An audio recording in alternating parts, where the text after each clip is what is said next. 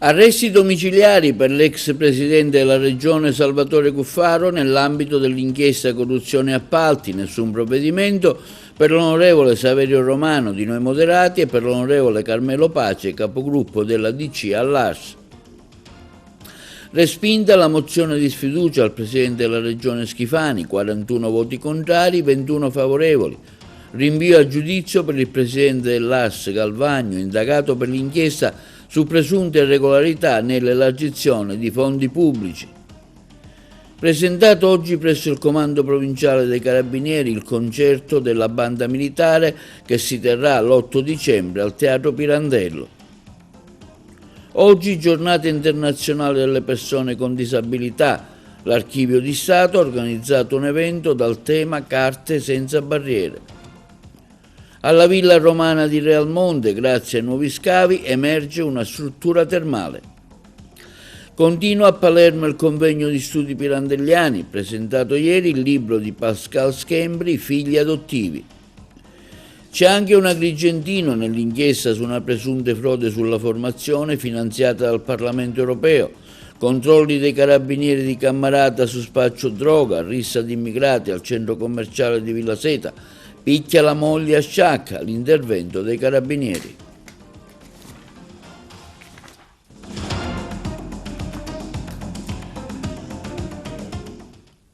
Buongiorno, benvenuti col nuovo appuntamento di TV Notizie di oggi 3 dicembre, mercoledì. Nell'ambito dell'inchiesta della Procura di Palermo su corruzione e appalti che ha coinvolto altre 17 persone, il GIP ha deciso gli arresti domiciliari per l'ex governatore Salvatore Cuffaro, per gli altri due indagati, il parlamentare nazionale l'onorevole Saverio Romano di Noi Moderati e l'onorevole Carmelo Pace, capogruppo della DC all'ARS, non è stata applicata alcuna misura restrittiva. L'approfondimento. Il GIP del Tribunale di Palermo ha disposto gli arresti domiciliari per l'ex presidente della regione siciliana Salvatore Cuffaro, indagato a vario titolo insieme ad altre 17 persone per associazione a delinquere, turbativa d'asta e corruzione. La misura cautelare era stata chiesta alla Procura agli inizi del mese di novembre. Il GIP, che come prescrive la legge, ha interrogato gli indagati prima di decidere, ha invece respinto la richiesta di arresto di Saverio Romano, deputato coordinatore di Noi Moderati, anche lui coinvolto nell'inchiesta.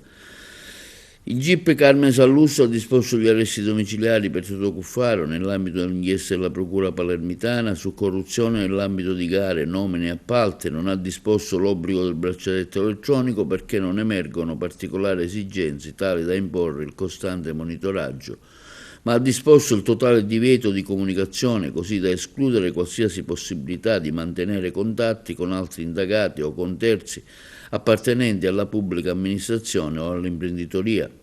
Oltre che per Cuffaro, i domiciliari sono stati disposti per Alberto Colletti, manager dell'azienda ospedaliera Villa Sofia, Antonio Iacono, per l'ex braccio destro di Cuffaro Vito Raso. Il GIP ha invece deciso l'obbligo di presentazione alla Polizia Giudiziaria, mentre per Mauro Marchese e Marco Dammone l'obbligo di presentazione alla Polizia Giudiziaria e la misura cautelare interdittiva del divieto per un anno di esercitare attività imprenditoriali e uffici direttive di persone giuridiche. Per Antonio Abbonato, Ferdinando Aiello, Paolo Bordonaro, Alessandro Caltagirone, Giuseppe Di Mauro, Vito Pazzino, Sergio Mazzola, Carmelo Pace, capogruppo dell'Assemblea regionale siciliana della Democrazia Cristiana, Paolo Emilio Russo, Giovanni Giuseppe Tomasino e Alessandro Vetro, il GIP ha respinto la richiesta di domiciliari e non ha applicato alcun provvedimento cautelare. Al centro dell'indagine della Procura di Palermo, che ha portato all'arresto dell'ex presidente Cuffaro, è finito una sorta di comitato d'affari di cui l'ex governatore sarebbe stato dominus, che secondo l'accusa avrebbe deciso su appalti, nomini dei vertici della sanità, truccato concorsi pubblici sotto la lente di ingrandimento dei magistrati. Tra l'altro la gara ausiliaria bandita dall'ASP di Siracusa, il concorso pubblico a 15 posti a tempo indeterminato per operatore sociosanitario all'azienda ospedaliera Villa Sofia Cervello di Palermo. Secondo la Procura, il direttore generale dell'ASP, Alessandro Maira Caltagirone, la cui nomina sarebbe stata sponsorizzata da Toto Cuffaro, con l'intermediazione del faccendiere Antonio Abbonato, dell'ex parlamentare calabrese Ferdinando Aiello e di Saverio Romano, avrebbero fatto vincere la gara di Dusman Service Service SRL, ottenendo in cambio il miglioramento delle condizioni contrattuali dei due dipendenti segnalati da Cuffaro, la promessa di subappalti concessi dalla Dussmann a ditte amiche e un incremento del valore delle prestazioni e del volume dei lavori per cui la stessa azienda si sarebbe rivolta alla Euroservice di Sergio Mazzola. Per la Dussmann avrebbero trattato con gli indagati Mauro Marchese, Marco Zammone, rappresentante legale e funzionario commerciale dell'SRL.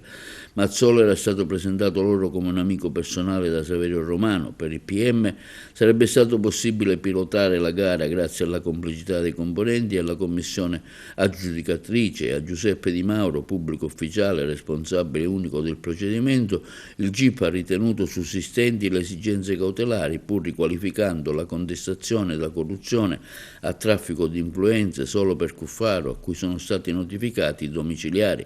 Per Marchese e Zammoni, per i quali è disposto l'obbligo di presentazione alla Polizia Giudiziaria, il divieto di esercitare attività di impresa per un anno. Nell'ultimo capitolo dell'inchiesta erano finite anche somme di denaro che, secondo l'accusa, sarebbero state fatte avere dall'imprenditore Alessandro Vetro tramite l'ex governatore Carmelo Pace, capogruppo della DC all'Arsa, al direttore generale del Consorzio di Bonifica Occidentale della Regione Sicilia Giuseppe Tomasino. Vetro, procuratore speciale della SM SRL e amministratore unico della MGV Costruzioni SRL, avrebbe consegnato almeno in un'occasione soldi a Cuffaro perché dessero a Tomasino, cercando di aggiudicarsi gli appalti che l'Ebbe avrebbe bandito. Per queste vicende il GIP ha respinto l'istanza di domiciliare per tutti. E l'Assemblea regionale siciliana ha respinto ieri la mozione di sfiducia al presidente della regione Renato Schifani con 41 voti contrari, 26 a favore. Il nostro servizio. L'Assemblea regionale siciliana ha respinto ieri sera la mozione di sfiducia al presidente della regione siciliana Renato Schifani con 41 voti contrari e 26 a favore. La votazione è giunta dopo quasi 5 ore di dibattito in aula, al termine del quale Schifani è intervenuto per una replica. Il Presidente ha tracciato un bilancio di 3 anni di attività del suo governo, illustrando i risultati conseguiti a partire dal risanamento dei conti pubblici, dai progressi in campo economico e occupazionale, dagli interventi infrastrutturali nei trasporti, nello smaltimento dei rifiuti e nel settore idrico, fino ai miglioramenti nella sanità, nelle politiche sociali e ambientali e nel turismo. Nel suo intervento Schifani ha evidenziato tra l'altro l'ulteriore miglioramento del giudizio di Moody's, che ha portato il rating della regione siciliana da speculativo a stabile, e gli interventi in favore del sistema delle imprese. Schifani in aula ha inoltre ricordato che nel 2022 aveva auspicato, così come poi è avvenuto anche grazie al suo impegno parlamentare, che la misura del carcere duro diventasse permanente e che venisse introdotto il sequestro per equivalente dei patrimoni mafiosi. Ha rivendicato le scelte del governo in difesa della legalità, per la prevenzione dei rischi di infiltrazioni mafiose negli appalti della regione. Il governo ha affidato i principali bandi a Invitalia e tutti i più importanti appalti sono stati sottoposti alla valutazione dell'ANAC, tra questi quello per i termovalorizzatori e per il polo pediatrico di Palermo. La maggioranza, ha detto Schifani, che ha dato prova oggi di grandissima compattezza. Un dibattito acceso nel quale ho ascoltato tutti. Quello che ho riscontrato è stata l'assenza di una controproposta da parte dell'opposizione. Noi andiamo avanti con il nostro programma, ha aggiunto Schifani. Non ho mai avuto dubbi sull'esito di questa votazione, anche perché siamo dalla parte del giusto, abbiamo il diritto e il dovere di governare, ce l'hanno chiesto i siciliani, ci hanno investito di questo ruolo e dobbiamo portarlo avanti. Prova oggi di grandissima compattezza. Un dibattito molto acceso da parte dell'opposizione, era mio dovere ascoltare, tranne qualche piccola pausa tecnica e non politica, ci terrei a chiarirlo, infatti mi sono scusato pure l'onorevole Lavardera, ho ascoltato tutti. Quello che ho riscontrato è l'assenza di una controproposta. Hanno soltanto contestato tutto, anche l'inverosimile, ma non c'è la controproposta. Noi andiamo avanti sul nostro programma, sono molto rincuorato, non ho mai avuto dubbio sull'esito di questa votazione, anche perché siamo dalla parte del giusto, abbiamo il diritto dovere di governare, ce l'hanno chiesto i siciliani, ci hanno investito di questo ruolo e dobbiamo portarlo avanti.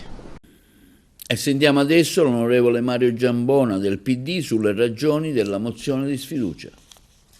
Perché avete presentato una mozione che sapete che allo Stato non ha i numeri? Ma innanzitutto per riuscire a confrontarci con il Presidente della Regione, un parlamentarista convinto che di fatto non viene al Parlamento e non si confronta con chi rappresenta i siciliani. Noi crediamo che la giornata di oggi sia uno spartiacque, capiremo chi effettivamente ha affetto per la nostra terra e chi invece è semplicemente saldato e attaccato alle poltrone. Una giornata spartiacque. Noi lo abbiamo detto a chiare lettere. Il Presidente della Regione deve venire a riferirci sulla situazione di totale immobilismo che ha caratterizzato la gestione tutta, compresi i rapporti con le forze di maggioranza, le non riforme e poi di aver dato una golden share a partiti politici che erano relegati oramai alla preistoria della politica siciliana. Lo capiremo oggi pomeriggio. Ognuno dei parlamentari si assumerà una enorme responsabilità. Noi riteniamo che oramai la misura sia colma, che bisogna dare un respiro diverso alla gestione della Sicilia. Oramai i risultati, i segni di questa disfatta sono più che mai evidenti e oggi pomeriggio ognuno appunto darà il proprio contributo. Noi faremo la nostra parte come Partito Democratico insieme alle altre forze di opposizione. Noi oggi partiamo con questa mozione di sfiducia, pensando che ci saranno altri partiti che aderiranno alla stessa, come Sud Chiama Nord, oltre che PD, 5 Stelle e Controcorrente. E siamo anche convinti che dalla seduta di oggi, dal voto di oggi, al netto di quello che succederà, e noi speriamo che alla fine questa mozione venga votata, ci saranno dei segnali importanti rispetto a come procederà eventualmente questa legislatura. Noi chiediamo al Presidente della Regione che rispetto a come si è mosso fino ad oggi ci debba togliere dall'imbarazzo del voto. Lui stesso deve prendere atto del fallimento e decidere di dimettersi. La mozione di sfiducia presentata dalle forze politiche di opposizione rappresenta un confine netto. Oggi siamo tutti chiamati a metterci la faccia. Con questo voto sulla sfiducia i siciliani sapranno chi continua a sostenere questo esecutivo e chi invece vuole davvero voltare pagina. Così Michele Catanzaro, capogruppo del PD all'Assi, in occasione del dibattito d'aula sulla mozione di sfiducia al presidente Schifani presentata dalle opposizioni, al di là dell'esito della votazione, aggiunge Catanzaro, è evidente che questo governo ha già esaurito ogni ragione politica per restare in carica. Non ha fallito soltanto qui dentro in quest'aula parlamentare, ma ha fallito soprattutto fuori, tra la gente, tra quei siciliani che ancora una volta sono stati mortificati da chi avrebbe dovuto rappresentarli. E la Procura di Palermo, guidata da Maurizio De Lucia, ha notificato al GIP del Tribunale la richiesta di rinvio a giudizio per Gaetano Galvagno, presidente dell'Assemblea regionale siciliana, indagato nell'ambito di un'inchiesta su presunte irregolarità su fondi e sull'uso dell'auto blu. Secondo l'accusa, Galvagno e altri sono stati coinvolti, tra cui l'ex portavoce, un autista e vari imprenditori, avrebbero agevolato finanziamenti pubblici per eventi promossi da una fondazione riconducibile a un'imprenditrice in cambio di incarichi, consensi o benefici. Nello specifico sarebbero contestati contributi destinati a manifestazioni come Donne, Economia e Potere, La Sicilia per le Donne, Un Magico Natale, per gli anni 23 e 24, in cambio, secondo il PM, sarebbero stati promessi o conferiti incarichi a persone vicine al Presidente, consulenze legali, posizioni in società, incarichi per l'organizzazione di eventi. Inoltre l'indagine contesta anche l'uso privato dell'auto di servizio dell'ARS. L'autista del Presidente, anch'egli incluso nella richiesta di processo, avrebbe certificato missioni e rimborsi spese non corrispondenti a reali spostamenti. Il giudizio preliminare è stato fissato per il 21 gennaio prossimo davanti al GIP di Palermo. Oggi, 3 dicembre, giornata internazionale delle persone con disabilità. L'Archivio di Stato di Agrigento, diretto da Rossana Flora, ha organizzato 2 giornate sul tema Carte senza barriere, un progetto per l'accessibilità del patrimonio archivistico. Noi siamo stati sul posto. Oggi è giornata internazionale dedicata alla disabilità. L'Archivio di Stato, sempre attento a queste tematiche sociali, organizza 2 giorni ogni banco alla sua storia, Carte senza barriere. Abbiamo visto già alcuni ragazzi che stanno visitando l'Archivio di Stato. Oggi per noi è una giornata molto particolare e molto attesa. L'impegno dell'Archivio di Stato di Agrigento rispetto al tema dell'accessibilità culturale è un impegno costante che contraddistingue tutte le nostre attività nel corso dell'anno. Quest'anno abbiamo raggiunto un importante traguardo che è quello rappresentato dal progetto Carte Senza Barriere sviluppato nell'ambito del PNRR, ma questo progetto specifico legato alla Giornata Internazionale della Disabilità del 3 dicembre 2025 è legato ad un altro importante progetto che stiamo sviluppando in vista degli 80 anni della Repubblica. Oggi il percorso sui loro passi, il nostro cammino verso gli 80 anni della Repubblica si contraddistingue per il racconto particolare dei nostri banchi di scuola, quelli che fanno parte della sezione accessibilità culturale dell'Archivio di Stato di Agrigento. La giornata odierna sarà occasione per presentare il percorso di Carte Senza Barriere, ma anche per fruire dei nostri percorsi laboratoriali e multisensoriali che sono stati organizzati presso l'istituto nel loro setting specifico e che accoglieranno sia nella mattina sia nel pomeriggio i fruitori. Quindi un bilancio positivo di queste 2 giornate? Sì, noi siamo sempre lieti di poter organizzare attività legate alla fruizione ampliata del patrimonio archivistico. Questo rappresenta il raggiungimento di un importantissimo traguardo che riguarda non solo la fruizione del nostro patrimonio, ma soprattutto la restituzione anche di una dimensione sociale dell'archivio, che è un istituto culturale aperto veramente a tutti. Oggi è giornata internazionale sulla disabilità, lei ha deciso di portare i ragazzi qui presso l'Archivio di Stato per questo progetto Carte Senza Barriere. Sì, noi abbiamo risposto di sì all'invito della dottoressa Rosiana Florio all'Archivio di Stato proprio per celebrare questa giornata. Io devo dire che per noi è sempre la giornata della disabilità. Io lavoro da oltre 30 anni a contatto con queste persone e con i loro familiari, soprattutto con i familiari, io, per il ruolo che svolgo.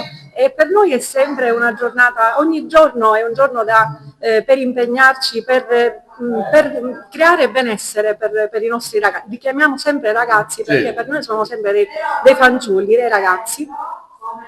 Dottoressa, ecco, si fa abbastanza?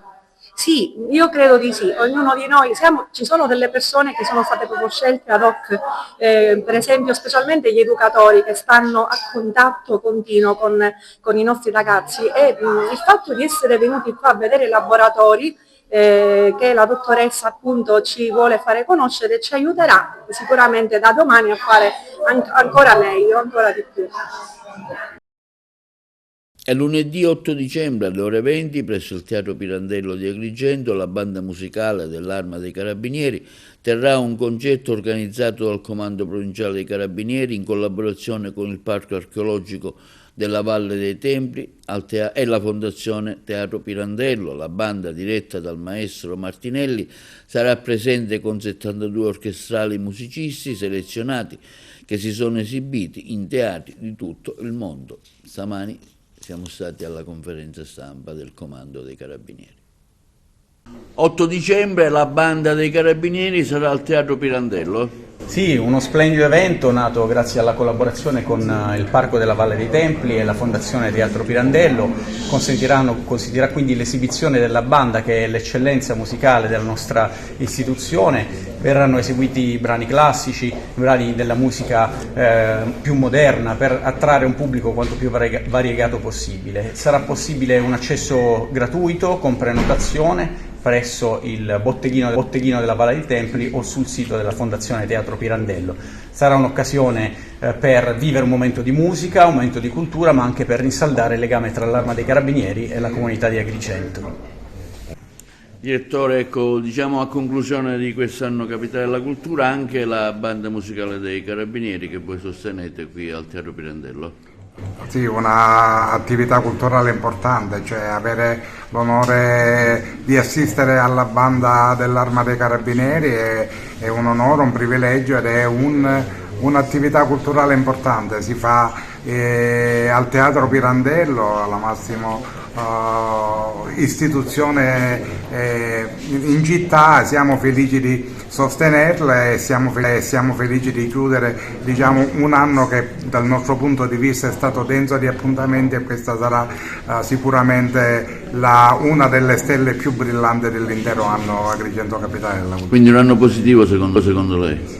Dal mio punto di vista sì, per le cose che noi abbiamo realizzato sì, ne abbiamo realizzate tante, svariate, dalle mostre ai concerti di livello internazionale, e devo dire avere il privilegio di avere qui la banda dopo 50 anni è un elemento ancora importante per questa attività culturale dell'anno 2020. Un evento bello, importante, ricco, la banda musicale dell'Arma dei Carabinieri al Teatro Pirandello l'8 dicembre. Un enorme privilegio, un rinnovato privilegio che ci regala il Comando Provinciale dell'Arma dei Carabinieri, perché la banda musicale dell'Arma è uno dei fiori all'occhiello del nostro paese, che noi siamo abituati a vedere esibire in occasioni e momenti, cerimonie prestigiose e ufficiali di altissimo livello.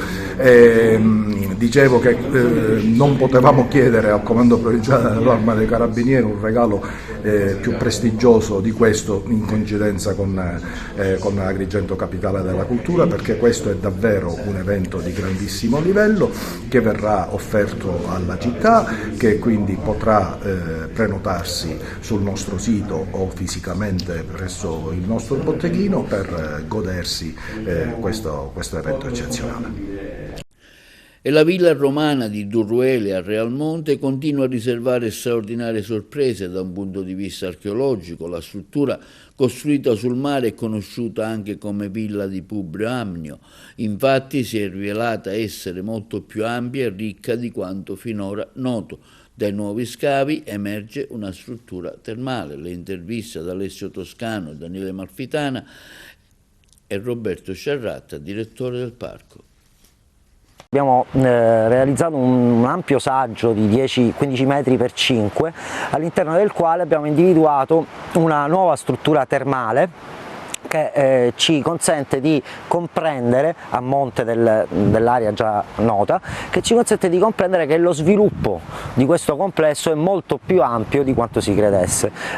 Questo ovviamente comporta, diciamo, quindi la programmazione di interventi su diciamo, con uno scavo in estensione, che ci consentirà di comprendere ancora meglio le caratteristiche di questo edificio termale che ruota intorno al complesso residenziale della villa. Abbiamo individuato in particolare degli ambienti, dei vani caldi, dove si conservano in maniera eccezionale tutti i sistemi di riscaldamento dei vani, quindi le sospensure, le pile che costituivano appunto le intercapedini, il passaggio dell'aria calda, che consentiva di riscaldare questi vani e renderli quindi fruibili. Un progetto che è molto ambizioso, perché mira a ricostruire le fasi quindi storiche della villa, le fasi di frequentazione, di utilizzo, e a chiarire molte delle domande che sono rimaste aperte dagli scavi precedenti. Come dicevamo, proseguono le attività di indagine che già avviate l'anno scorso, che ci hanno permesso di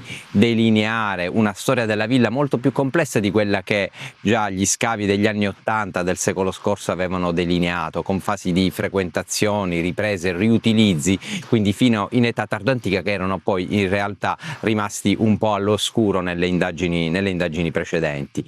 Chiaramente contiamo di riprendere nuovamente le attività il prossimo anno, quindi con la continuazione delle indagini e soprattutto quindi con il coinvolgimento sempre più forte, quindi sia delle istituzioni locali, che chiaramente ci supportano e vorremmo coinvolgere sempre di più, sia quindi con l'approfondimento di indagini che diventano sempre più mirate, quindi alla risoluzione di questioni quindi cronologiche, che diventano importanti per chiarire il passato di questo meraviglioso sito. Villa Romana è un sito sul quale abbiamo dedicato le nostre attenzioni, non solo nella riapertura avvenuta alcuni anni fa, nella gestione, ma soprattutto per poter offrire ai visitatori un luogo incantato. e da questo punto di vista anche l'approfondimento scientifico non l'abbiamo fatto mancare, così come lo scorso anno. Quest'anno abbiamo ripreso gli scavi con il CNR di Catania e abbiamo anche lì avuto delle meravigliose scoperte, a testimonianza che l'impegno in convenzione con altri istituti scientifici che il parco ha portato in questi anni in tutti i territori è un impegno sempre vivo e che soprattutto alla fine ci regala delle nuove emozioni che noi potremmo sicuramente nei prossimi mesi mettere a disposizione dei visitatori. Sono tante le scuole presenti al 62esimo convegno internazionale di studi pirandelliani provenienti da diverse regioni d'Italia che partecipano alle giornate di studio, ai laboratori teatrali e di scrittura creativa, fino alla rassegna nazionale del cortometraggio dedicato a Pirandello, in corso di svolgimento a Palermo presso l'Isola delle Femmine. L'evento è dedicato quest'anno a Marta Abba, legata al maestro. La cerimonia conclusiva il 5 dicembre al Palacongressi di Agrigento con la consegna dei premi Pirandello 2025. Rieccoci a distanza di un anno, il ritorno al convegno pirandelliano, 62esima edizione. Per la vostra scuola cosa rappresenta, cosa vuol dire essere qui?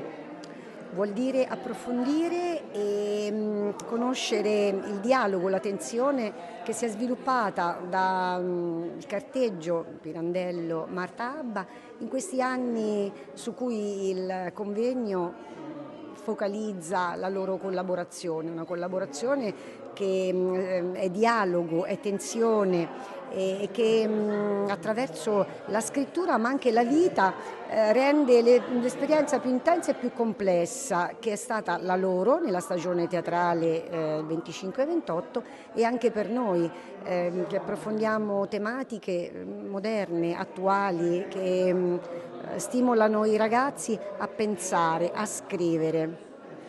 Per una giovane come me studiare Pirandello ha significato tanto, siccome un autore molto profondo. Credo che sia una di quelle poche persone che va a fondo nella realtà, ad esaminare gli aspetti che nessuno penserebbe mai di trattare, come anche altri autori. Però Pirandello ha un modo di trattare e di comporre la sua arte in un modo che ti cattura, specialmente se sei una persona che prevalentemente studia materie scientifiche. Per me è stato un primo approccio molto interessante alla letteratura ed inoltre ho potuto studiare anche nel profondo l'intrinseco rapporto fra Pirandello e Marta Abba grazie alla stesura della tesina e ho potuto documentare molto della loro storia, una storia che all'inizio sembrava un rapporto del tutto professionale che poi si è trasformato e, come Pirandello stesso definisce, è stato un rapporto che gli ha infuso un'importante linfa vitale. Allora, io sono Nicole Lupini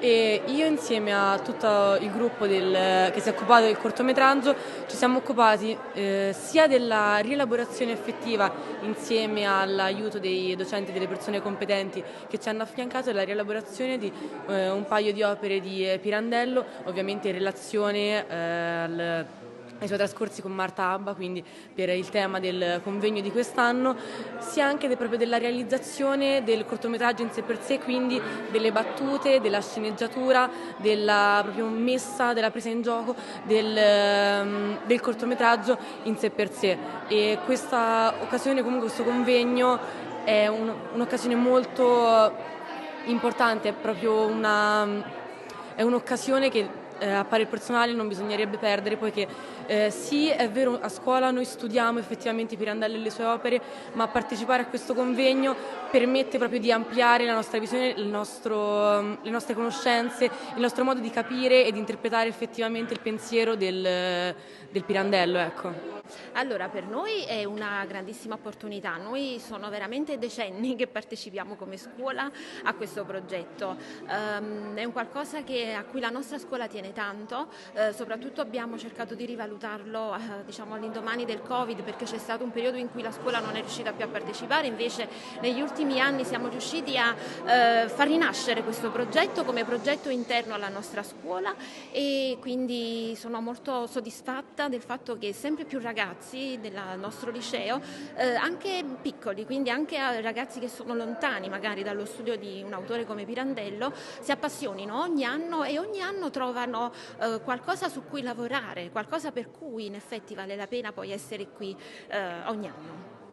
Per te cosa rappresenta, cosa vuol dire essere qui in questo importante convegno internazionale? Allora, prima di tutto, prima di essere stato un progetto bellissimo per noi, per tutta la classe, abbiamo partecipato quasi tutti, è stata un'opportunità per esporre tutte le nostre conoscenze, ma anche la voglia di fare, la creatività, e quindi essere qui e concludere, diciamo, questo progetto che va avanti da tanto tempo, mostrare tutto il lavoro che c'è dietro e dare una validità a tutto quello che abbiamo fatto. È una grande soddisfazione, a prescindere dal risultato che sarà, siamo comunque già felici tutti quanti di essere qui, siamo impazienti di partecipare e anche di prendere tutto quello che sarà durante questo convegno con gli esperti. Quindi sì, già siamo felici, a prescindere dal risultato, siamo contenti di tutto quello che abbiamo fatto, ma anche di tutto quello che faremo qui.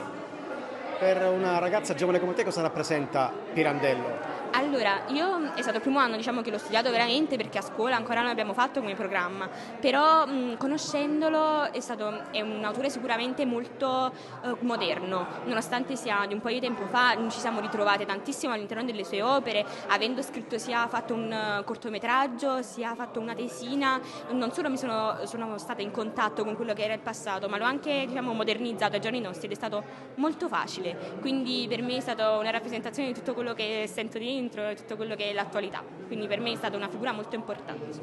È stata una bella esperienza, interessante devo dire, sono state per adesso 2 ore di estrema cultura che io non avevo ancora mai provato, è la prima volta che vengo a un convegno in tutta la mia vita ed è stata un'esperienza che è davvero piacevole e interessante soprattutto. Cosa conosci di Pirandello?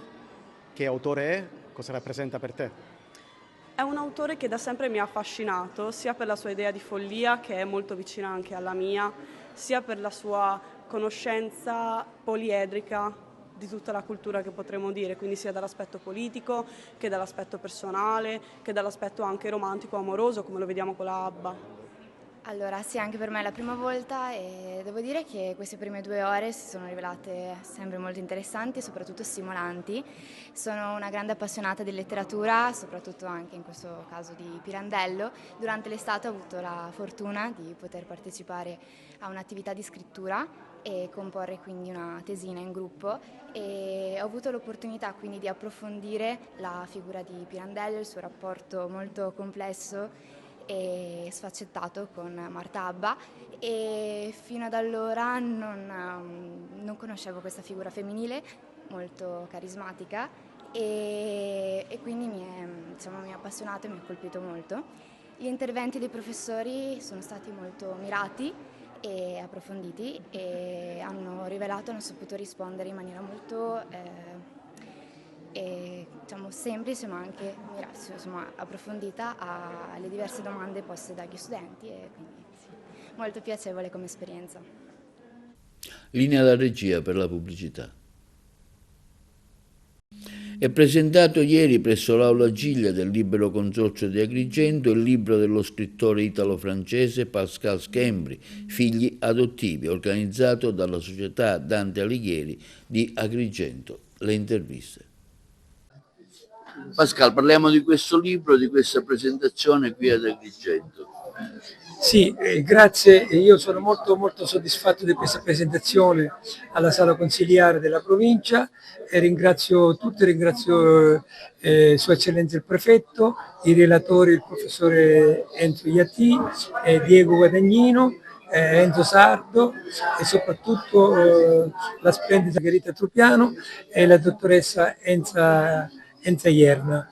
Quindi abbiamo parlato di tutti questi 50 libri pubblicati, delle storie che bisogna approfondire. Naturalmente, personalmente posso ritenermi soddisfattissimo e con questo io ringrazio a voi e auguri a tutti quelli che ci seguiranno nella vostra... So che stai lavorando a un nuovo libro, una piccola anticipazione? Sì, sto lavorando a un nuovo libro dovrei parlare di Quasimodo, Salvatore Quasimodo, di Verga, di Pirandello e di Sciascia. Questo sarà per l'anno prossimo. Prefetto, una piccola considerazione su questa presentazione del libro di Pascal. Beh, come ha detto Pascal, sono figli adottivi, è un compendio di tutte le opere che ha scritto il caro amico Pascal Schembri, che io ho definito un personaggio della nostra terra, una persona molto semplice che trasfonde proprio la sua vita, il suo percorso artistico e il suo percorso di vita proprio nelle sue opere letterarie. Io lo ritengo anche un benefattore, perché i suoi scritti lui li ha donati anche alla Casa del Libro e tutti possono anche beneficiarne con una lettura semplice e anche gratuita. Quindi io ritengo che dobbiamo tanto a Pascal, quindi non solo per quello che ha realizzato nei suoi 50 libri scritti, ma soprattutto perché ha dato al nostro territorio un punto di riferimento con delle opere semplici, opere molto spesso che sono anche frutto della fantasia, però sono opere letterarie e che secondo me qualsiasi opera che compendia i pensieri sviluppa anche nelle giovani generazioni sentimenti sani. Questo è quello che dobbiamo a Pascal e questo è per il motivo per il quale io personalmente nutro una profonda stima. Professore Di Natale, un commento su questo libro, su questa bella presentazione che Pascal Schembri ha fatto qui alla provincia? Pascal Schembri con questo libro ci presenta un po' tutta la sua attività letteraria, che va certamente approfondita, studiata, perché offre una serie di spunti di un certo interesse. Ieri ha organizzato questo evento di Pascal, tanto impegno con ottimi risultati. Sì, era doveroso presentare questa pubblicazione che è veramente un'eccellenza nel nostro panorama di pubblicazioni, proprio perché crediamo in quello che lui fa e principalmente anche per le tematiche che tratta, tematiche di grande attualità ma che dimostrano anche una grande sensibilità. Il pubblico era numeroso presente e abbiamo avuto l'onore di avere anche Sua Eccellenza il Prefetto e anche la rappresentanza delle altre istituzioni, e ci ripromettiamo sempre di valorizzare i nostri talenti e le nostre risorse culturali e umane. Il libro di Pascal affascina moltissimo poiché va alla ricerca dell'umanesimo, anche se lui tratta le ombre e le luci della vita, sapendo che la vita è un'altalena tra l'ombra e la luce, per lui sarebbe ideale vivere all'ombra della luce. Quindi quando lui parla di atti efferati, atti violenti, lui lo fa perché va alla ricerca dell'umanesimo, perché l'uomo deve cercare il suo vero volto, quello di uomo, per una catarsi, per una redenzione dei sentimenti più belli, tra cui l'amore. È stata una presentazione molto importante, quella dei figli adottivi, l'antologia di Pascal Schembri, che racchiude tutte le opere che ha compiuto in questi 20 anni di carriera artistica. Pascal, per capire insomma chi è Pascal Schembri, bisogna leggere questo libro. I temi trattati sono stati tanti e il messaggio insomma che vuole dare Pascal attraverso le sue opere è un messaggio molto importante, perché non parla solamente di romanzi e basta, ma affronta temi sociali e quindi molto importanti. Passiamo alla cronaca. C'è anche un uomo originario di Agrigento fra i 3 coinvolti nell'inchiesta di una presunta frode relativa alla formazione finanziata dall'Unione Europea per giovani diplomatici. Si tratta del dirigente del Collegio d'Europa Cesare Zegretti, il padre di Agrigento, ed è stato segretario generale del Comune di Agrigento. Insieme a Zegretti sono stati fermati per essere interrogati anche la rettrice del Collegio d'Europa ed ex alta rappresentante dell'Unione Europea per la politica estera Federica Mogherini e l'ex segretario generale del Servizio di Azione Esterna, l'ambasciatore Stefano Sannino. L'indagine, sostenuta anche dal giudice istruttore belga delle Fiandre occidentali, verte su possibili frodi negli appalti, corruzione, conflitto di interessi e violazione del segreto professionale. Dopo gli interrogatori condotti dalla Polizia Federale delle Fiandre, i 3 sono stati rilasciati, lo rende noto, secondo quanto riporta l'agenzia stampa AGI, la Procura dell'Unione Europea alla guida delle indagini. Le accuse riguardano la frode negli appalti, corruzione, conflitto di interessi, violazione del segreto professionale, ma i 3 sono stati rilasciati perché non ritenuti a rischio di fuga. Alcuni grammi di cocaina sono stati rinvenuti sul pavimento di un bar, mentre altri residui della stessa sostanza erano anche all'interno di bottiglie di alcolici vuote, tra i rifiuti e su un marciapiede. I carabinieri della compagnia di Cammarata hanno effettuato controlli mirati nel centro di San Giovanni Gemini per contrastare il fenomeno del consumo e spaccio di droga. Alcune persone sono anche state identificate, la loro posizione ora al vaglio degli inquirenti. La cocaina è stata trovata in un bar dove i possessori, all'arrivo delle forze dell'ordine, probabilmente hanno gettato lo stupefacente. Altra polvere bianca è stata trovata non molto lontano sopra un marciapiede, all'interno di bottiglie di vetro vuote, abbandonate in mezzo ad altri rifiuti, quasi sicuramente più consumatori e vari pusher. Alla vista dell'arrivo dei carabinieri si sono liberati della droga, aperto un fascicolo a carico di ignoti.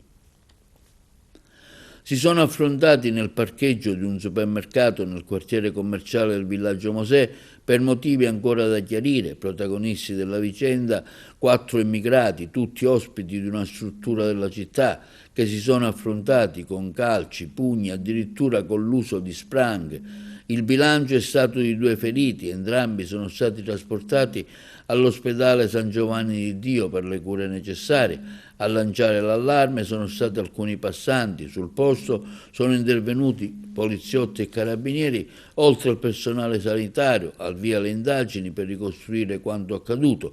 Ancora sono poco chiari i motivi che hanno scatenato la zuffa tra gli immigrati. Ha picchiato la moglie, un 43enne è finito nei guai, è stato denunciato per le ipotesi di reato, maltrattamenti in famiglia e lesioni personali. Vittima un 40enne. I carabinieri hanno attivato l'iter del codice rosso a tutela della donna vittima di violenza. Il fatto è accaduto in un comune del comprensorio di Sciacca. I militari in via precauzionale hanno anche ritirato le armi che l'uomo deteneva legalmente. La donna ha rifiutato le cure sanitarie. Le fiamme gialle del comando provinciale di Messina, sotto la direzione della Direzione Distrettuale Antimafia, hanno eseguito 5 misure cautelari per trasferimento fraudolento di valori, oltre al sequestro di beni e denaro per un totale di 250.000 euro. 2 degli indagati sono stati posti agli arresti domiciliari, mentre agli altri è stata applicata la misura interdittiva che sospende l'esercizio dell'attività imprenditoriale. È stato disposto il sequestro preventivo di una stazione di servizio dotata di bar e un'area per la vendita di tabacchi. Gli illeciti accertati risalgono al periodo tra febbraio 2022 e agosto 2023, a Tortorici, nel Messinese, dove si trovano le aziende coinvolte nel provvedimento. Dall'analisi di numerosi contratti è emerso che 2 degli indagati avrebbero mascherato, tramite prestanome, la titolarità dell'impianto di distribuzione di carburanti. Il Gran Carnevale di San Pietro Patti è inserito tra quelli storici. Ce ne parlano meglio i colleghi di Messina. Per noi è un divertimento il carnevale. Questo giorno per me è importantissimo. Il carnevale è vita. È la cosa più bella che poteva esserci. Il comune di San Pietro Patti, uno dei borghi del circuito turistico Bella Sicilia, festeggia un traguardo di grande prestigio. Il Gran Carnevale San Pietrino è stato riconosciuto come Carnevale Storico Italiano per l'anno 2025. La Direzione Generale Spettacolo del Ministero della Cultura ha infatti ammesso l'istanza dell'ente tra le 63 selezionate, a seguito della valutazione della qualità artistica da parte della commissione competente.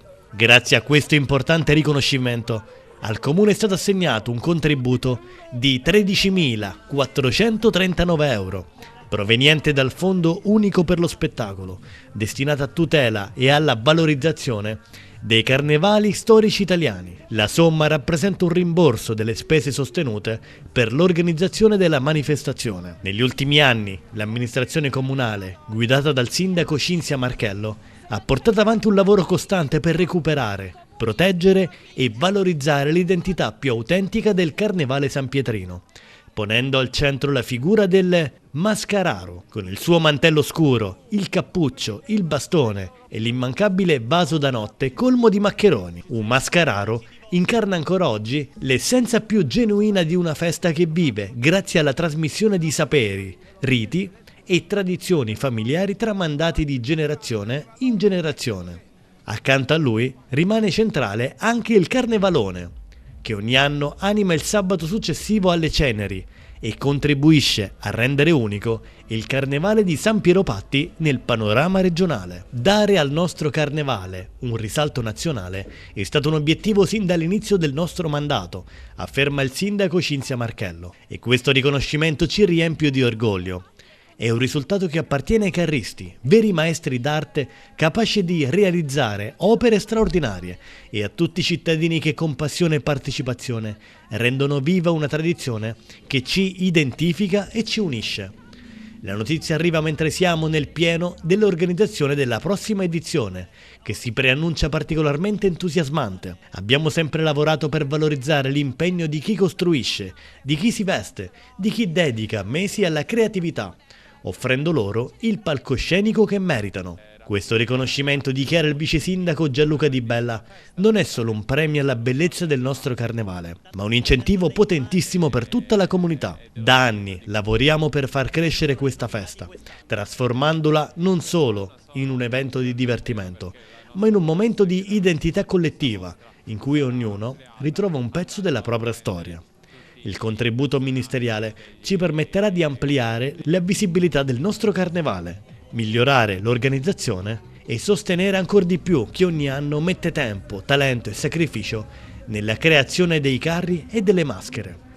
È un attestato di fiducia che ci spinge a fare sempre meglio e a guardare al futuro con entusiasmo rinnovato. Questo successo, prosegue il vice sindaco, è frutto di un lavoro condiviso. Il Carnevale di San Piero Patti è una grande opera collettiva e come tale appartiene a tutti. Ogni contributo, dal carrista al volontario, dalla sarta ai ragazzi che trascorrono le sere nei capannoni, fino a chi decide di partecipare semplicemente vestendosi, costruisce un pezzo di questa magia. La nostra priorità è sempre stata quella di dare dignità e riconoscimento a questo impegno, perché dietro ogni carro ci sono mesi di sacrifici, creatività e spirito di comunità. L'amministrazione comunale rivolge infine un sentito ringraziamento ai carristi, ai giovani, alle sarte e a tutti coloro che contribuiscono alla costruzione dei carri e alla realizzazione dei costumi, a chi anima la festa con la propria presenza, all'ASD Petra per il supporto organizzativo, alle forze dell'ordine e a tutti i cittadini che, in ogni forma, sostengono la buona riuscita dell'evento.